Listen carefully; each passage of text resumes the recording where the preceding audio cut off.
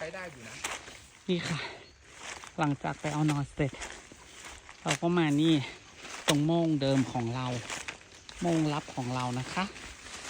นี่ค่ะโอ้ยอันนี้สวยอยู่อันนี้สวยอยู่เนาะดูสิอันนี้พูดอะได้อยู่พอใช้ได้อยู่พอใช้ได้อยู่นะว้าสีมันเนี่ยลมเนี่ยมันก็สีมันหนึ่งสีมันหนึ่งสีไม่เสียดายก็คือเห็ดลมเห็ดลมครับมันเลยลมไงคุณแม่